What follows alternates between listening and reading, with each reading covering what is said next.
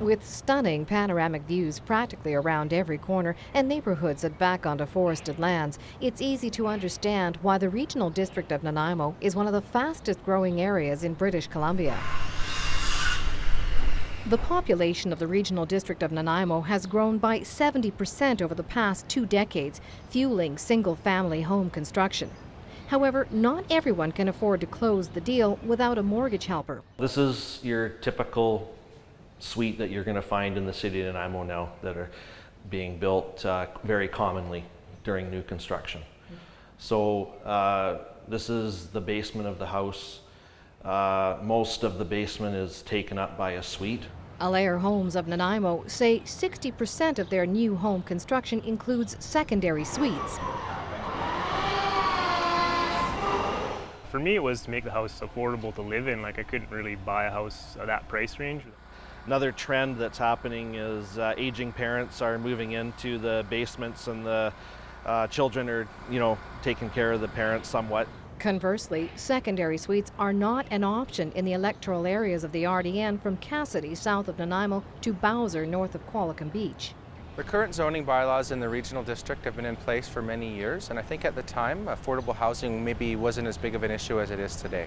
There's been a lot of interest from the community at the planning counter, for example, people coming in, builders, homeowners, wanting to construct a suite, but unfortunately the regional district of Nanaimo doesn't have zoning bylaws in place that currently allow them. Recognizing a need for more affordable housing in today's market, the RDN is prepared to revise its bylaws in 7 of its 8 electoral areas. It's looking to the community for their say on the matter. Any good process involves community input, and allowing secondary suites region-wide is a big deal. It's about ensuring that people's views are heard and their concerns are addressed. So currently we're out looking for public input on whether or not secondary suites should be allowed in the electoral areas. And then if so, the next step will be looking at what should be required, what the rules should be.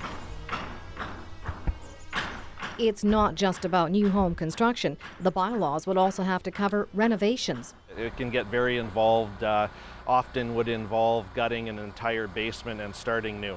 Some of the key issues are making sure you're providing adequate parking for the new suite. Some of the older homes will have insufficient power. So if you have a 100 amp electrical panel, you're not going to have enough power for a suite, so you're going to have to upgrade your panel and separate your circuits for the suite. Fire separation is a big key. You need to maintain a 30-minute fire separation from the secondary suite for the main dwelling. Quite often the original plumbing in the home will not suffice for a new suite, which means concrete cutting, jackhammering, redoing plumbing to suit toilets and sinks, etc. The Regional District of Nanaimo recognizes the need for affordable housing in electoral areas. The RDN has started the conversation and is hosting public sessions in electoral areas, and there is an online survey residents are encouraged to fill out to help determine if secondary suites are supported. In Nanaimo, I'm Annette Lucas.